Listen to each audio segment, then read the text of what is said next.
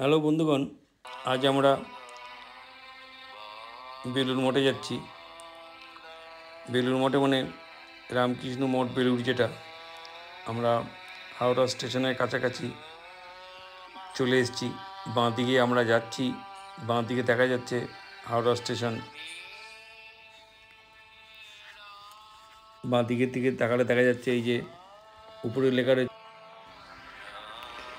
তো এটা দেখতে দেখতে এই যে হাওড়া উপরে যে ফ্লাইওভারের নিচে দিয়ে আমরা বেরিয়ে যাচ্ছি। রামকৃষ্ণ মিশনের address Ramakrishna Math and Ramakrishna Mission headquarter, post office Belur Math, district Howrah, West Bengal, pincode 711202, phone number 03326545700। আরেকবার ফোন নম্বর বলছি, 03326545700। রাস্তাতে প্রচণ্ড বৃষ্টি পড়ছিল, তো বৃষ্টির জন্যে সবাই যেনারা এসছেন সবাই ভিজে ভিজে যাচ্ছেন, ছাতা মাথায় দিয়ে কীভাবে যে যেমন পারছেন যাচ্ছেন। তো আমরাও এসে গেছি গেটের কাছে।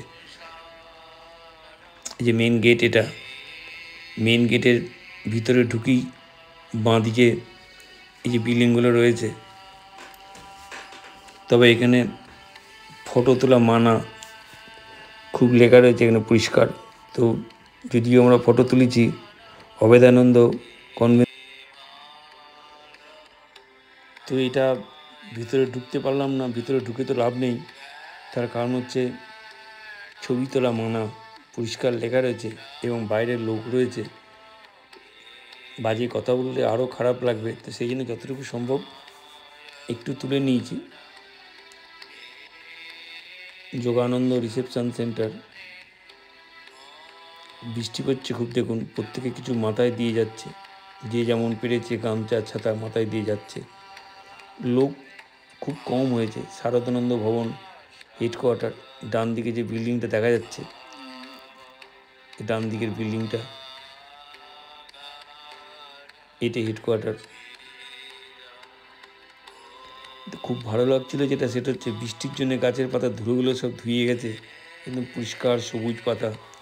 এটা খুব ভালো লাগছিল। এই যে এখানে লেখা রয়েছে শারদানন্দ ভবন হেডকোয়ার্টার। বৃষ্টি পড়ছে। আচ্ছা, এটা যেতে যেতে সামনে এগিয়ে গিয়ে বাঁ দিকে একটা ম্যাপ টাইপের করা আছে এবং ম্যাপে 1-2 করে লেখা রয়েছে প্রত্যেকের নাম দিয়ে। তো এবার ম্যাপের মধ্যে লেখা রয়েছে 1 মানে শ্রী রামকৃষ্ণ টেম্পল। 1 খুঁজে খুঁজে বার করতে হবে। এখানে দেখলেই পেয়ে যাবেন। দেখুন 1 তার মানে হচ্ছে রামকৃষ্ণ টেম্পল। এটাকে একটু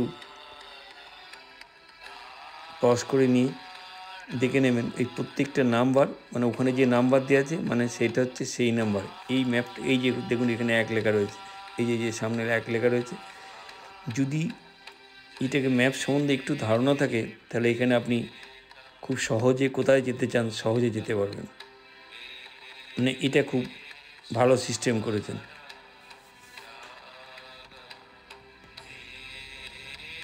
তো ম্যাপটাকে প্রথমে গিয়ে খুব ভালো করে দেখে নিলাম। যদিও আগে গেছি, তবু মানে তখন এটা ছিল না। তো এটা করেছে, খুব সুন্দর করে করেছেন, যার জন্য খুব ভালো লাগলো আর কি। এটা দেখে নিলাম। ফটোগ্রাফি স্ট্রিক্টলি প্রহিবিটেড লেখাই রয়েছে। তারপরে গিয়ে যদি মন্দিরের মধ্যে ফটো তুলি তখন তো খুব খারাপ লাগবে।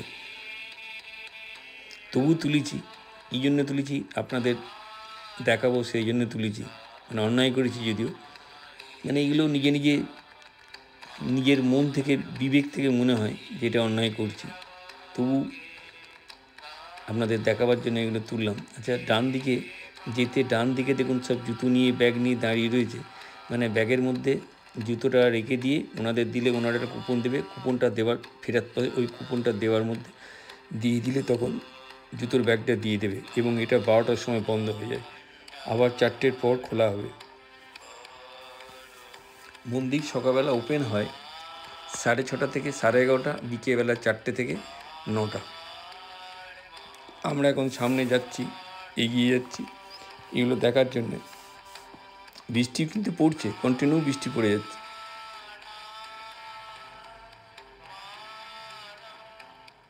দেখুন বাগানগুলো, ফুলের বাগানগুলো কি সুন্দর করে করা আছে,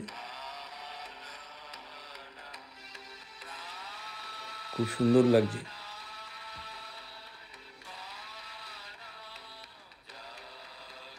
এখানে রামকৃষ্ণ বিবেকানন্দের যে বই পাওয়া যায় সেই বইটার কাউন্টার এখানে করেছেন। সব বই এখানেই পাওয়া যায়, বাংলা, ইংরাজি, হিন্দি, উড়িয়া। তো আমরা গিয়ে কিছু বই কিনে নিলাম। আরও যেটা সুবিধা, এখানে কার্ড দিয়েও বই কেনা যায়। ক্যাশ দিয়ে তো কিনতেই পারবেন, কার্ড দিয়েও কেনা যায়। যাই হোক, সামনে গঙ্গা বয়ে চলেছে, আমরা ওখান থেকে বেরিয়ে এই গঙ্গার দিকে যাচ্ছি। এইটা রামকৃষ্ণদেবের মন্দিরের এক পাশটা, সামনের দিকটা না, এক পাশটা। আমার ওই বুবি দাঁড়িয়ে রয়েছে এখানে, বলো ওই যে আবার চলে আসছে। তো এখানে একটা ফটো তুলে নিলাম। তো এটা তুলে নিয়ে খুব ভালো লাগলো। দেখুন ঘাসগুলো পুরো সবুজ হয়ে আছে। তো ফিরে আসছি, ফিরে এসে এই যে এখানে একটা মন্দির রয়েছে, রতনদা নিচে, এই যে আমাদের ড্রাইভার রতনদা যাচ্ছে, গঙ্গার জল নিজে মাথায় দিয়ে তারপর আমার জন্য নিয়ে এলেন হাতে করে, দিয়ে আমার মাথায় দিয়ে দিলেন। লোকটার মন খুব ভালো। দেখুন গঙ্গা দিয়ে দূরে একটা স্টিমার যাচ্ছে বা লঞ্চ যাই বলুন, ওই সামনে দিয়ে যাচ্ছে।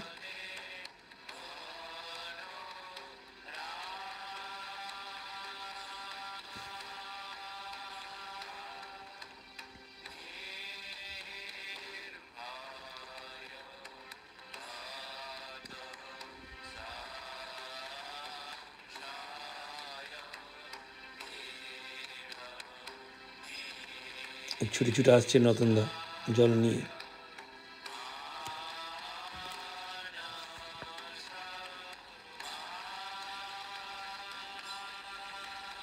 এসে আমার মাথায় একটু দিয়ে দিলেন আর কি। আচ্ছা, সামনেই সারদা মায়ের মন্দির, গঙ্গার ঘাটের মাথাতেই সারদা মায়ের মন্দির। মন্দিরটা আপনাদের ওই মন্দিরটুকুই দেখাতে পারলাম, ভিতরে কোনো ছবি দেখাতে পারলাম না, কারণ একটাই, এখানে ফটো তোলা একেবারেই মানা।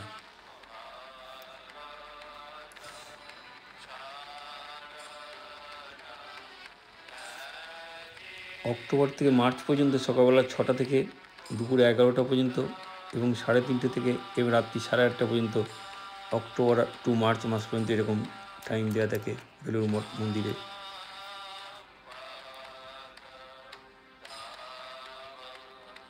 প্রসাদের কুপন দেওয়া হয়, প্রসাদের কুপন দেওয়া হয় 9টা থেকে 11টা পর্যন্ত।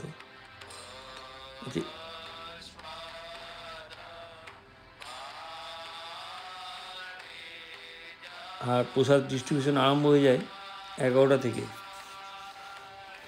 পার্সেল এখানে পাওয়া যায়, parcel available, toilet, drinking water facility available. আচ্ছা, এই যে বেল গাছটা দেখছেন, বেল গাছটাই স্বামী বিবেকানন্দ এখানে বিকেলবেলা বসে থাকতেন বেল গাছের গোড়ায়। তো সেই জন্য যে পুরনো বেল গাছটা সেটা নেই, এটা নতুন বেল গাছ বসানো হয়েছে। এটা সমাধিপীঠ। সমাধিপীঠ মানে এখানে সব লোকের সমাধি দেওয়া আছে, সব স্বামীদের এখানে সমাধি দেওয়া হয়েছে, নাম লেখা রয়েছে। দেখুন সমাধিপীঠ, প্রত্যেকের নাম, কবে দেওয়া হয়েছে, কী বৃত্তান্ত সব লেখা রয়েছে। একদম গঙ্গার ঘাটের মাথায় দেখুন গঙ্গা দেওয়াটা আরেকটা লঞ্চ যাচ্ছে। মানে এখানে যদি সারাদিন দাঁড়িয়ে থাকেন এই সব দেখতে দেখতে সারা দিন কেটে যাবে, মানে কোথা দিয়ে কেটে যাবে বুঝতে পারবেন না। আর খুব ভালো লাগছে, চারিদিকে ফুল গাছ দিয়ে সুন্দর করে করা রয়েছে। আর আরেকটা জিনিস দেখলাম, এখানে যত লোকই আসছে কেউ ফুল গাছে কেউ হাত দেয় না, কাউকে বলতে হয়নি যে ফুল গাছ কেন ফুল তুলছো ইত্যাদি ইত্যাদি, কেউই হাত দেয় না। আচ্ছা, এরপর দেখুন ফুল গাছের পর এটা বেগুন গাছ লাগানো রয়েছে, পুরোটা দেখুন বেগুন গাছ আছে। এই বেগুনটা আমাদের প্রসাদের যে ভোগ প্রসাদ হয় তার কাজেও লাগে আর কি।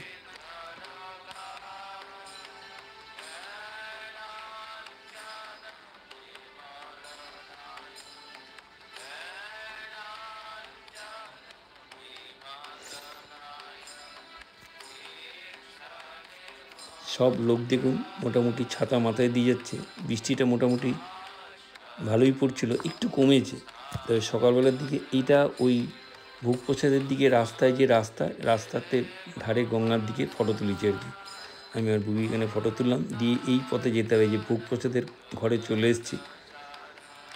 যেতে যেতে সোজাটা হচ্ছে ভোগ প্রসাদের ঘর, আর ডান দিকে টয়লেট রয়েছে, লেডিস জেন্টস আলাদা আলাদা আছে। আর এই ভোগ প্রসাদের ঘরটা পুরো তৈরি হয়নি এখনও, চলছে। তো আমরা এসে খেতে বসে গেছি। ওনাদের থালা, গ্লাস, জল সব ব্যবস্থা আছে, সুন্দর ব্যবস্থা আছে, এবং প্রত্যেকটা জিনিস পরিষ্কার পরিচ্ছন্ন, এতে কোনো ভুল নেই।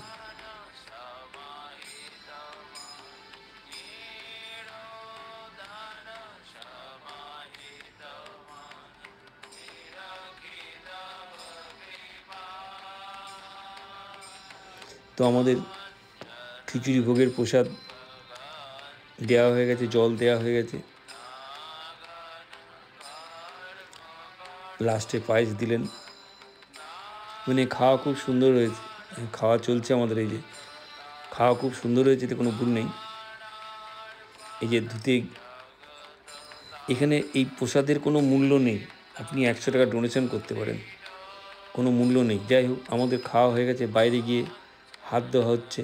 আর এই যে টোটাল যে বিল্ডিংটা আমরা খেলাম, সেই বিল্ডিংটা, এই বড় বিল্ডিংটাই, এখান থেকে এই যে লোক বেরোচ্ছে না, আমরা ভিতরে খেলাম। আর পুরো বিল্ডিংটার কাজ এখনও শেষ হয়নি।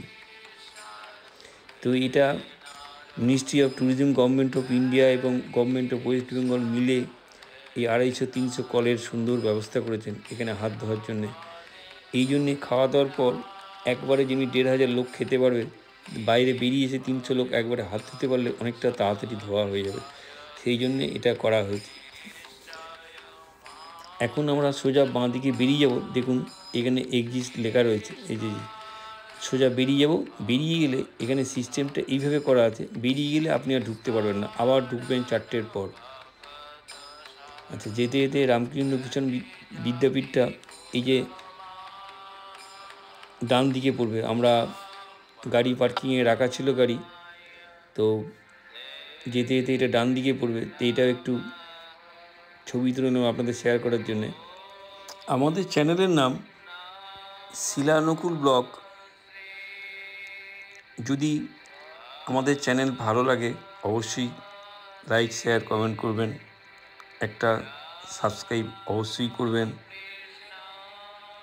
পাশে থাকা বেল আইকনটা পুশ করে দেবেন, তাহলে পরের ভিডিওটা আপনি আগে দেখতে পাবেন। তো আজকের মতো এখানেই শেষ করছি। আমি নকুল বললাম, নেক্সট পরের ভিডিওতে আবার দেখা হবে।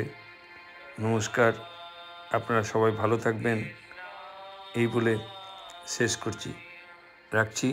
এখন আমরা বাড়ির পথে রওনা হয়েছি, ভালো থাকবেন।